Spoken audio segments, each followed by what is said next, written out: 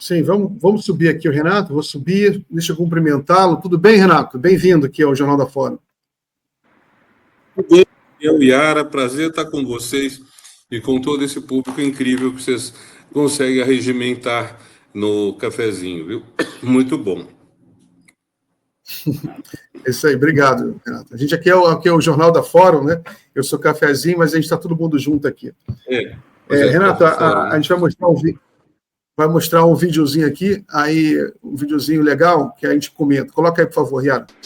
Na COP29, lá em Baku, cada chefe de Estado, Padilha, tinha 3 minutos para falar. E era implacável. Quando dava 3 minutos, tocava um gongo. E o presidente da Finlândia, a gente percebeu que ele estava no começo do discurso quando deu o gongo. Então, ele foi espirituoso. Ele falou, olha, a questão climática é tão urgente que eu encerro o meu discurso. Então, nós estamos falando de algo urgentíssimo, né? A rigor, o desmatamento no mundo, a derrubada das florestas, os combustíveis fósseis, enfim, a emissão de carbono, gás de efeito estufa, levaram ao aquecimento de uma gravidade sem precedentes.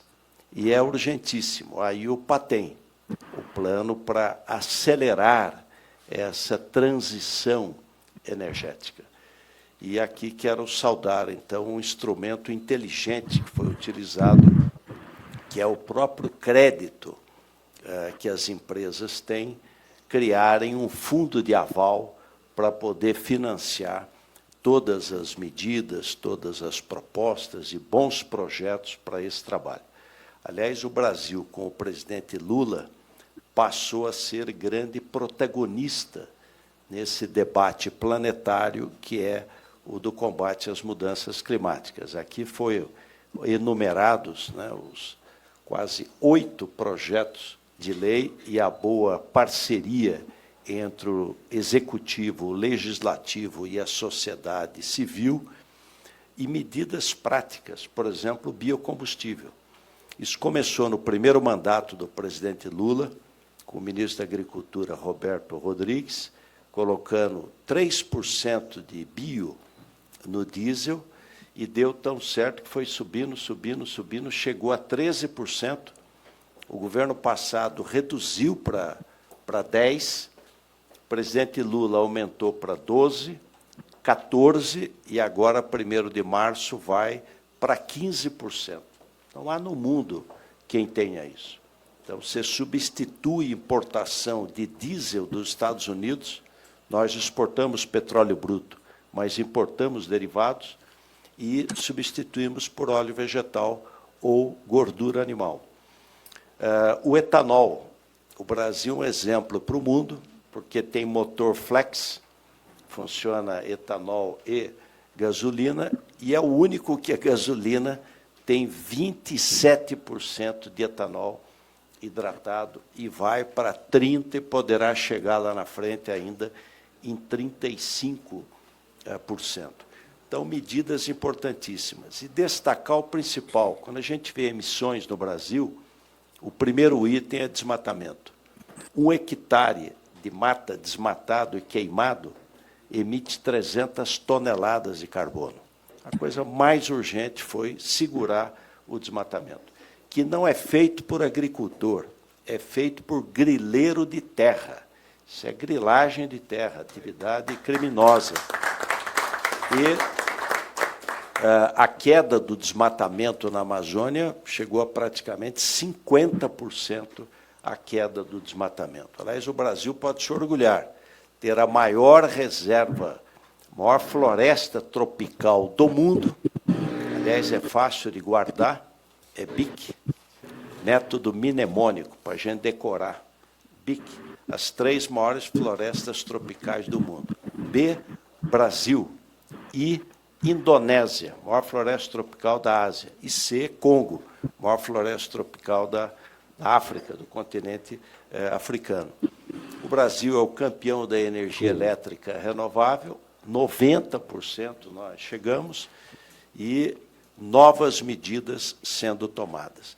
E destacar a liderança do presidente Lula nesse trabalho, que o Brasil saiu de uma visão negacionista na questão das mudanças climáticas para um compromisso não só com a nossa geração, mas com os nossos filhos, netos, netos dos nossos netos, a gente deixar o mundo melhor e com responsabilidade com a sociedade.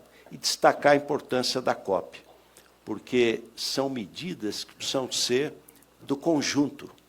Se um país toma uma medida, mas o outro não toma, a pergunta é quem paga a conta. Quer dizer, há uma guerra na questão de custos da energia. Então, por isso a importância da COP, de se buscar entre os quase 200 países que a compõem avanços no sentido de mitigarmos aí o aquecimento global. E aí destacar o embaixador André Corrêa do Lago, que foi escolhido muito bem pelo presidente Lula, pela sua experiência, pelo seu espírito público e, especialmente, pela sua liderança. Mas, como o combate à mudança climática é urgentíssimo, eu também encerro. Obrigado. Muito bem. Renato, aí eu vou fazer uma pergunta para você com base nessa fala do Alckmin. Né? Primeiramente, o que você está achando do Alckmin no governo? E segundo, como é que você está vendo essa questão da transição energética no Brasil? E a gente viu recentemente o discurso de posse do Trump, né, que foi bem negacionista, como se esperava. Como é que você está vendo essas questões? Eu tenho que começar por uma confissão pessoal. Eu acabo de comprar um carro elétrico, e estou puro elétrico, não é híbrido nem nada. Estou radiante, não só pela qualidade do veículo, que é um carro chinês, eu não compraria jamais do Tesla, por todas as razões do mundo, começar por ser o Elon Musk quem ele é, mas estou muito feliz, e eu acredito que a transição energética é vital, fundamental, e também vou instalar, dado que eu moro em casa, painéis solares, para, enfim, poder utilizar a luz sem ônus para outras fontes.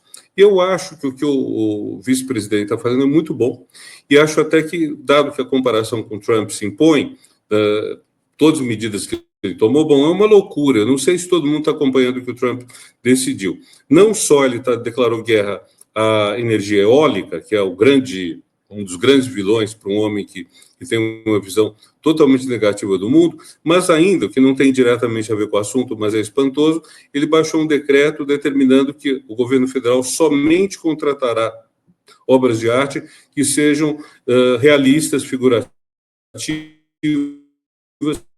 e acadêmicas. Não, ele quer obra de arte, vamos dizer, do tipo de arte que fazemos para cá. Então, nós estamos numa situação, num retrocesso gigantesco lá. E, nesse ponto, também eu acho importante a gente pegar o símbolo, que é o Alckmin, o símbolo, que é a Simone Tebet, que são pessoas que não vêm da família da esquerda, mas que se aliaram com o Lula na campanha eleitoral. Alckmin, desde o começo, já como candidato a vice, Simone no segundo turno, com muita lealdade, e esse é um fator que favoreceu essa vitória, que foi tão difícil sobre o bolsonarismo, porque nos Estados Unidos não houve equivalente. Biden não conseguiu atrair número significativo de pessoas que fossem neutras ou do lado republicano. Não atraiu. Tem alguns políticos republicanos, mas talvez não chegue a meia dúzia dos que têm mandato que apoiaram Biden. Então, esse foi uma grande façanha do governo, foi muito bom ele ter feito, do governo não, do candidato Lula, do candidato Alckmin, foi muito bom terem feito isso, e com o fato de Alckmin estar dirigindo a parte da industrialização, a nova indústria Brasil, a gente tem também uma possibilidade de uma pessoa que é mais próxima do empresariado do que o PT tradicionalmente foi, conseguir fazer que o Brasil se reindustrialize, que esse está sendo um problema tremendo mundo afora.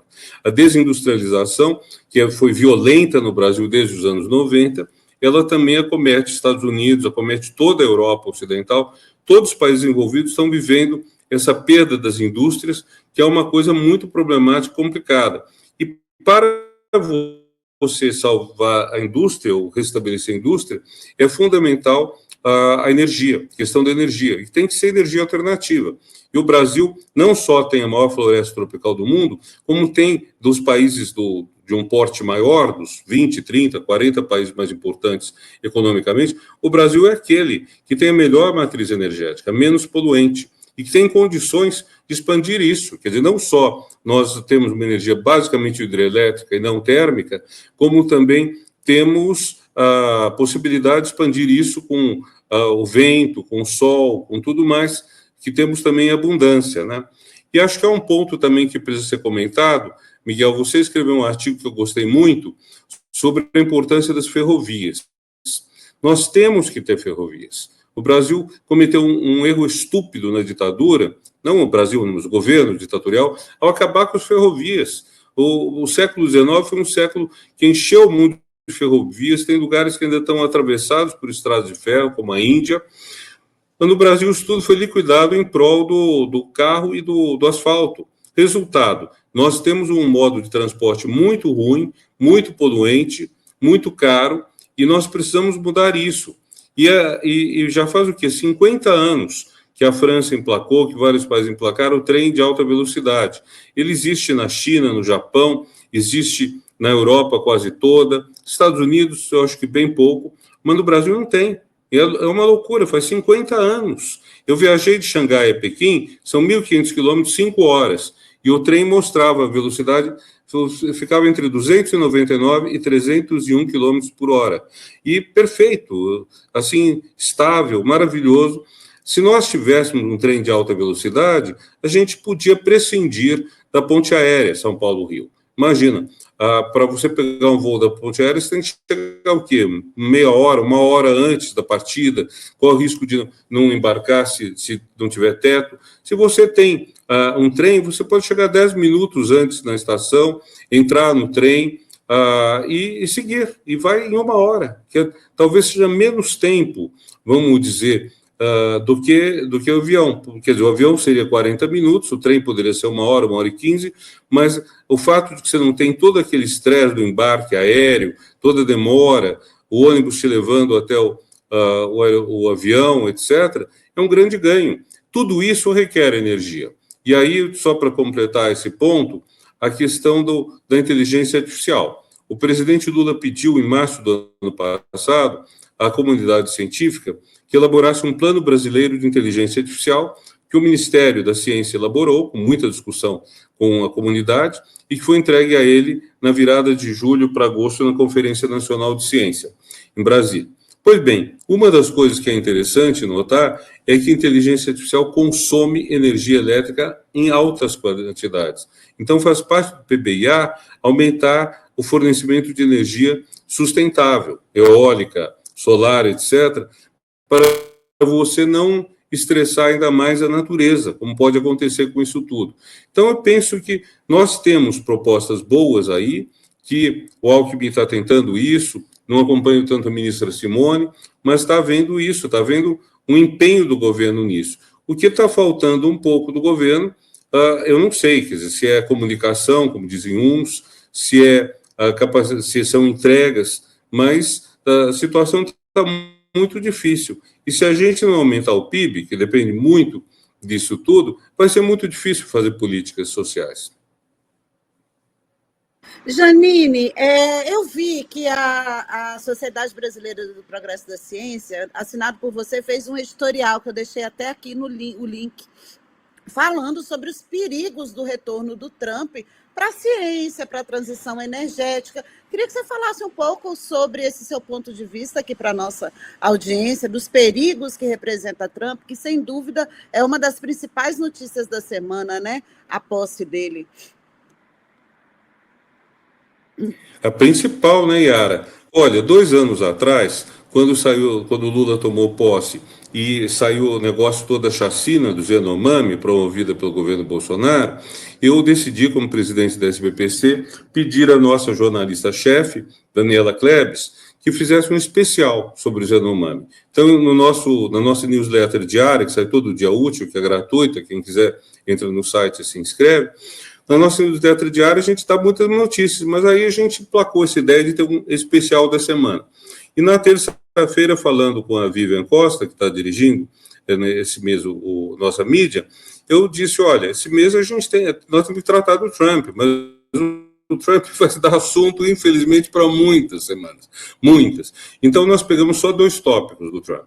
O primeiro, o meio ambiente, e o segundo, a saúde. São já 2 pontos que ele está colocando calamidade. Vai ter outros, até mesmo essa coisa doida, um presidente que decide fazer guerra à arte moderna. Quer dizer, 100 e tantos anos depois de Picasso, 150 anos depois do impressionismo, o cara está decidindo brigar com a arte não figurativa, expressionismo, tudo mais. Então, é um negócio muito esquisito isso tudo. E é muito preocupante. E nós estamos diante de uma situação grave.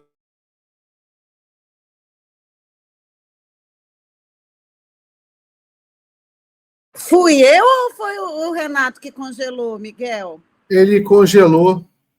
Acho que ele caiu. Ai, que pena. Eu vou pedir para ele. Ele volta. Daqui a pouco melhora. Vou até mandar um zap para ele aqui, falar para ele sair e voltar, que geralmente isso, quando faz isso, melhora. Deixa eu mandar. Enquanto você fala aí com ele, vamos aproveitar aqui a deixa dele, a gente falando sobre o Trump, que sem dúvida foi a notícia da semana, né? Lula e Cláudia Sheinbaum, a presidenta maravilhosa do México, falaram ao telefone e falaram também sobre esse retorno do Trump, né? Que está aí dizendo que a América Latina, que ele não precisa da América Latina e do Brasil, somos nós que precisamos dele, fazendo terrorismo aí com os imigrantes no México e com o resto do mundo, né? Aí eu trouxe aqui para vocês, olha, o registro pelas redes sociais do presidente Lula, e ele relata que conversou com a presidenta do México para tratar de temas da agenda bilateral e regional, são as 2 maiores economias, né, Miguel, aqui da América Latina. Reafirmamos o propósito de cultivar relações produtivas com todos os países das Américas, incluindo a nova administração dos Estados Unidos, para manter paz, fortalecer a democracia e promover o desenvolvimento da região. Também falaram sobre a importância da CELAC e convidou a presidenta Cláudia para uma visita de Estado ao Brasil para dar continuidade. Só para, antes de retornar a palavra ao Renato, e ela comenta essa postagem do presidente Lula, agradecendo aí ao apelo dele para fortalecer esses laços culturais e educacionais com a República Irmã do Brasil. Fica aí o registro e devolvo a palavra ao Renato Giannini, falando aí sobre o meteoro laranjado que assombra o mundo. Renato. Agente laranja, né, Yara? Lembrando a Guerra do Vietnã, ele parece um agente laranja. É um negócio muito estranho, viu? É muito difícil entender como que esse homem chegou ao poder. E acho que a gente tem, primeiro de tudo, que fazer uma certa homenagem ao Biden. Eu sei que a esquerda brasileira tem muito ranço do Biden, talvez por causa de os palestinos, mas ele foi decisivo para impedir o golpe de Estado que o Bolsonaro planejava. Se 2 anos atrás o presidente dos Estados Unidos fosse Trump, eu não sei se a gente teria o Lula na presidência hoje, porque eu acho que ele teria dado apoio ao golpe. E o que preocupa, que eu estava dizendo quando caiu, é que o Trump foi eleito em 2016 meio sem querer. Dizem que a Melania chorou a noite toda da eleição, porque não queria, não esperava isso, etc. e tal. Dessa vez ele vem com toda a garra. Esses decretos, esse bando de coisas que ele baixou no primeiro dia, é uma loucura. E o próprio fato de que ele ameaça invadir a Groenlândia, invadir o Canal do Panamá, é assustador. E a gente pode acreditar que ele não faça isso, mas é o jogo da chantagem, né? Veja, a Dinamarca, que é a potência colonial da Groenlândia, já se dispôs a fazer concessões.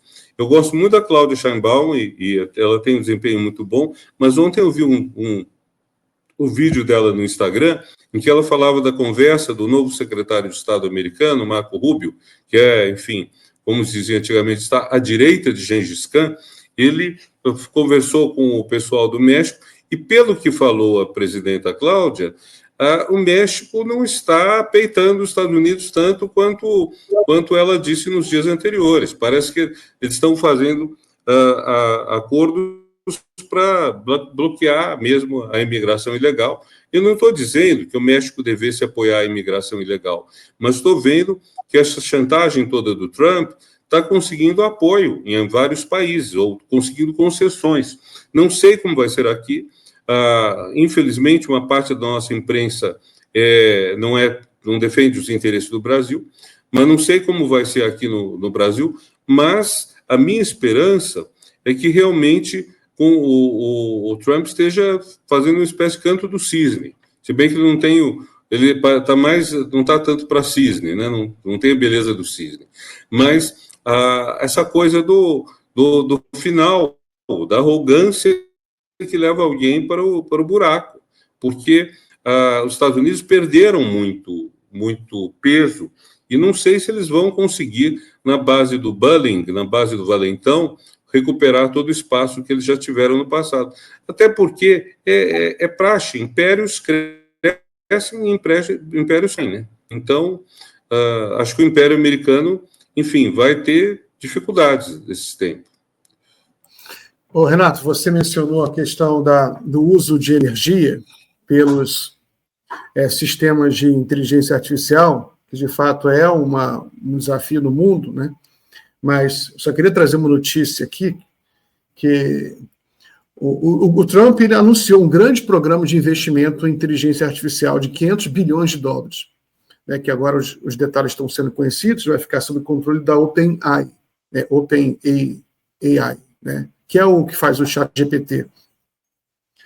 Acontece, teve uma reviravolta nos últimos dias interessante, que uma empresa chinesa, né, nem uma mega empresa chinesa, uma empresa importante, mas era desconhecida, que ela lançou o DeepSeek, né, DeepSeek, que é agora a versão R1, que foi lançada um pouco mais de 48 horas, e que, segundo os analistas, né, que você tem vários parâmetros, ele está emparelhado com o ChatGPT 4o, ChatGPT 4o, é isso, a última versão do ChatGPT está emparelhado, só que o que é revolucionário não é isso, é que é um custo, assim, 30 vezes menor, porque não é fundamentado em hardware, em GPU ou CPU, né?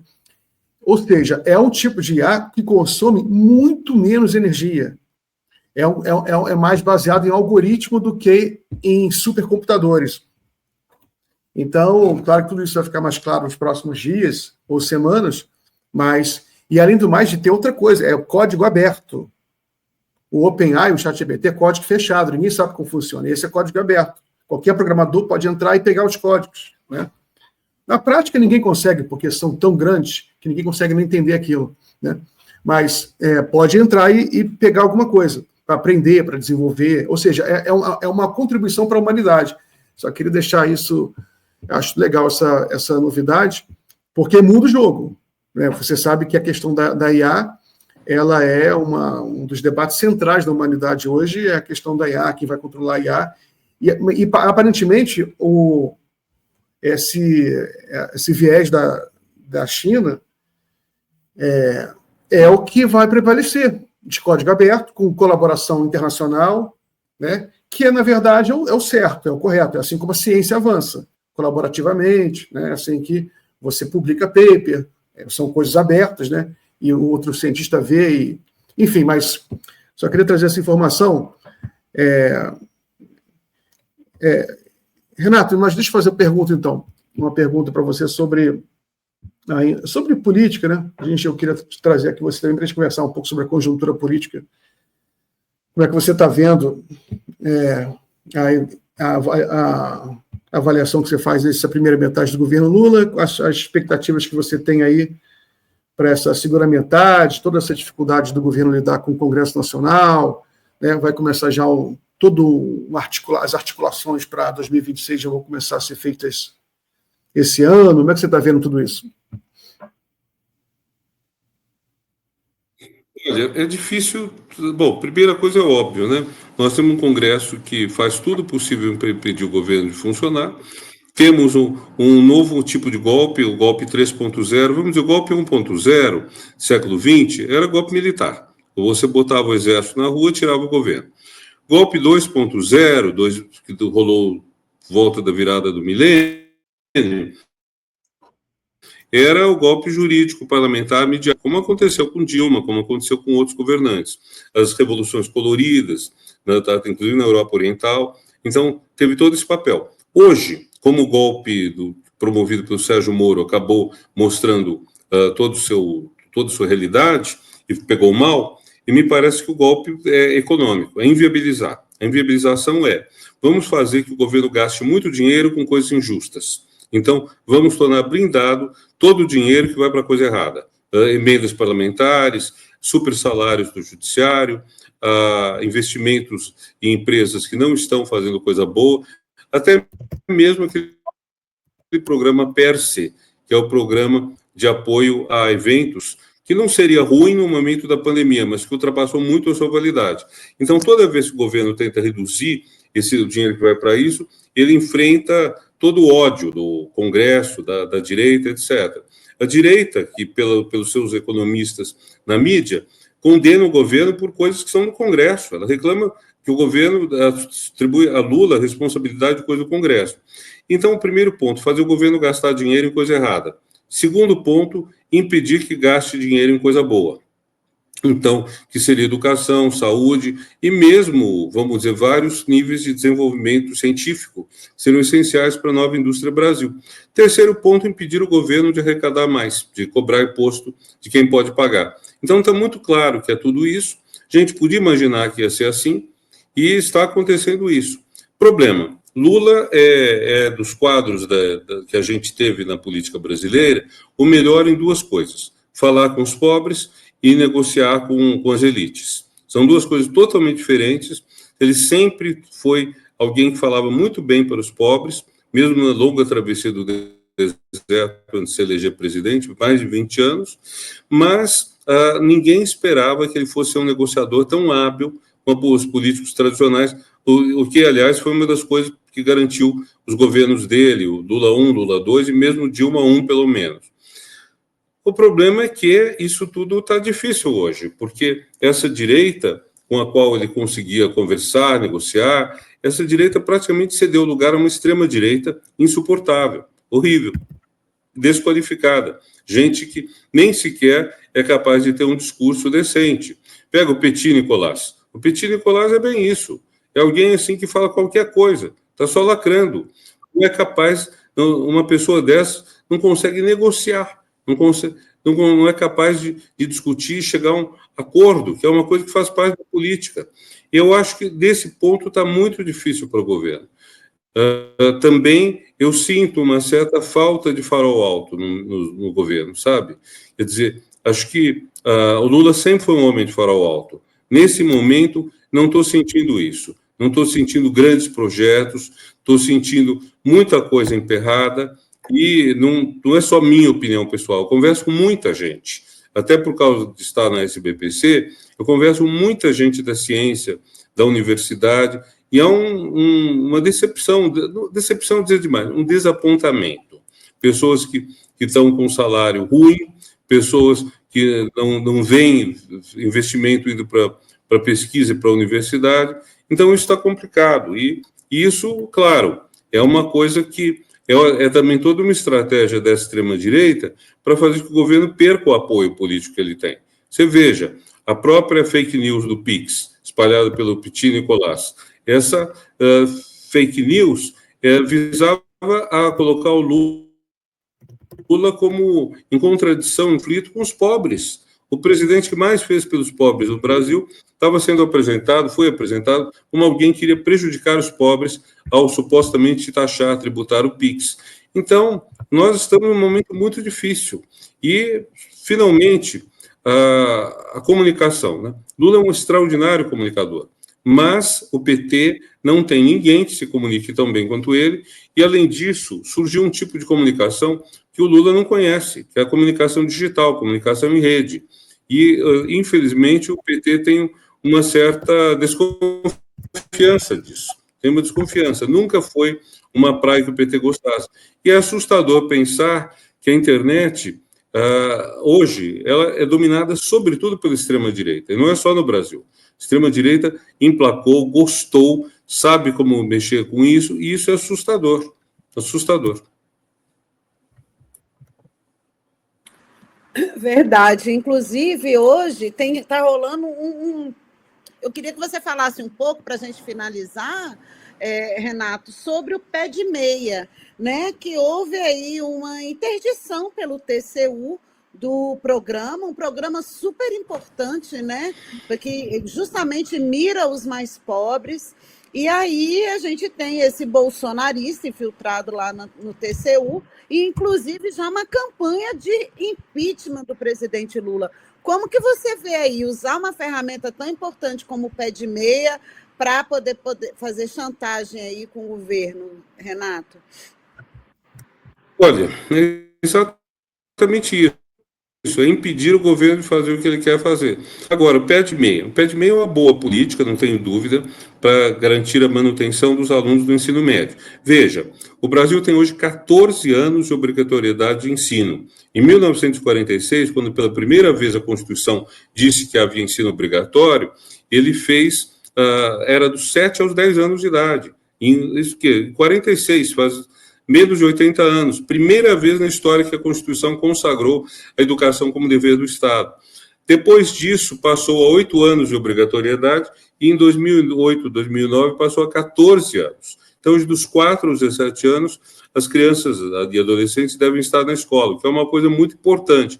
Implica que os governos têm que fornecer escola, sala de aula, professor e, por extensão, uniforme, material escolar, etc., e implica que os pais devem matricular as crianças e adolescentes na escola. Isso é muito bom. Problema, desses 14 anos, a gente tem 100% de matrícula num período que seria a soma do antigo grupo escolar ginásio para os mais velhos, primeiro grau para outras pessoas, educação fundamental para os mais recentes, que seriam os 9 anos, que vão dos 6 aos 14 anos. Nesse período, praticamente todo mundo está matriculado. Onde que não tem a matrícula plena? Na pré-escola, 4 e 5 anos de idade, e no ensino médio, 15 a 17. Então, o pé de meia é um instrumento para garantir que dos 15 aos 17 o pessoal continue estudando. É a hora que você saiu do fundamental, do ensino fundamental, e você está se preparando para ser, vamos dizer, uma pessoa qualificada para ter uma vida profissional. Então, é muito importante o ensino médio, e o pé de meia pretende atender isso. Agora, o pé de meia não é o projeto principal que um governo deveria ter sobre educação. E eu sinto um pouco de falta de um farol mais alto nessas coisas todas. O ministro Camilo disse várias vezes, eu concordo, que tem que priorizar a educação básica, mas a gente sente isso acontecendo pouco. E olha, há décadas que todos os ministros da educação que tenham pelo menos 2 neurônios dizem a gente tem que melhorar a educação básica porque é nela que você produz a desigualdade. É na hora que você dá uma educação básica ruim para os pobres que você faz que eles sejam pobres a vida toda. Eles deixem de ser pobres.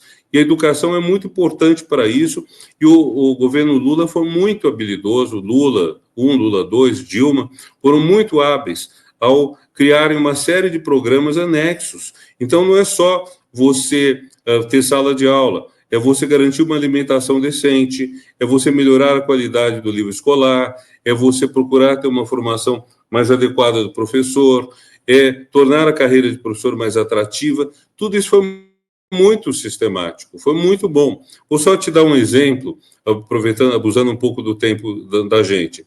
Veja, quando o governo federal, Lula, que fez a expansão das universidades federais, não era só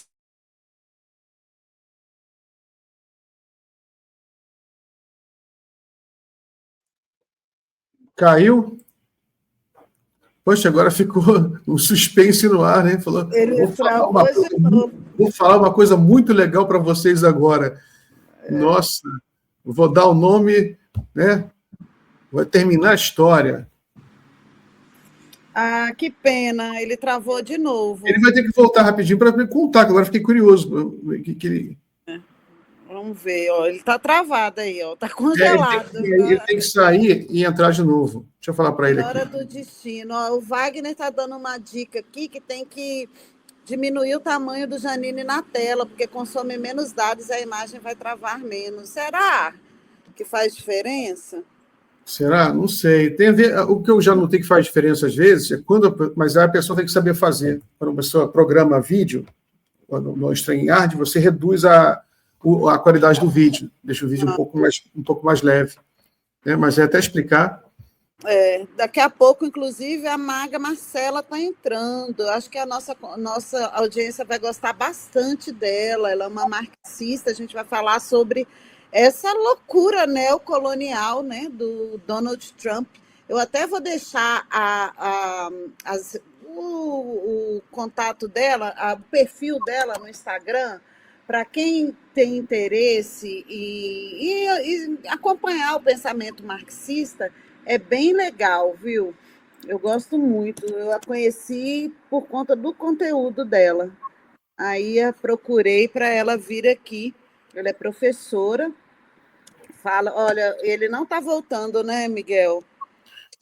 A gente tem alguns materiais que a gente tem. Eu queria falar, antes para a gente já preparar a entrada da Maga Marcela Magalhães.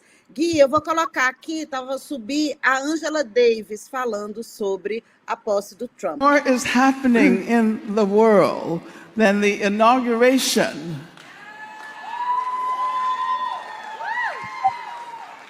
of someone who represents fascism in this country and the world. And if we look back at struggles for justice and equality, we find that there aren't often propitious moments for those struggles.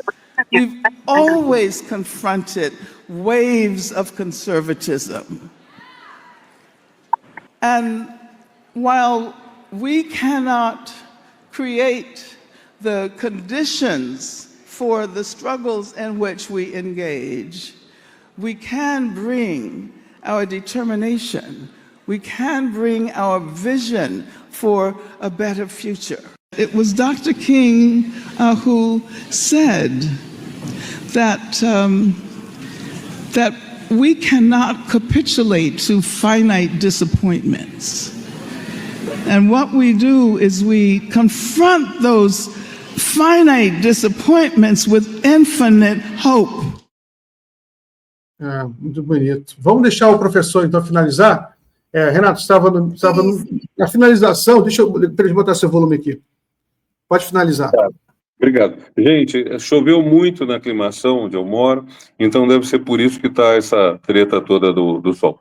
Mas, só para concluir, então, vejam, quando o governo federal, na primeira década do século XXI, fez toda a expansão das universidades federais, criando muitas, aumentando o número de campi, é uma coisa incrível. Ele procurou fazer tudo, não só prédios, não só professores, não só laboratórios, mas também residência universitária, restaurante universitário, bolsas. Então não era só acesso, era permanência. E eu, como professor da USP, ao mesmo tempo trabalhando como diretor da CAPES, que é um órgão do Ministério da Educação, via a diferença entre a ação federal e a ação estadual de São Paulo. Em São Paulo foi criada a USP Zona Leste, que é uma coisa ótima, mas faltou um empenho igual na questão da permanência dos alunos. E isso tudo faz parte da política bem-sucedida da educação do governo federal. Mas hoje já estamos numa situação diferente. Mudou muito de lá para cá e agora a gente está precisando de novas políticas. E isso está faltando um pouco, essas novas ações, novos temas. Inclusive, a gente vê que o governo, até o Sidônio, né, o novo ministro da SECOM, ele está procurando temas, está procurando assuntos que emplaquem, que empenhem, que empolguem. Isso está faltando.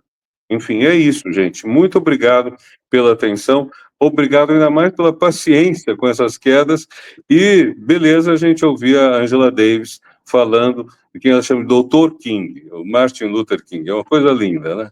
É lindo mesmo, inspirador. Obrigada, bom final de semana, Janine. Valeu, Renato, bom final de semana. Obrigado. Para vocês também, gente. Boa noite. Boa noite.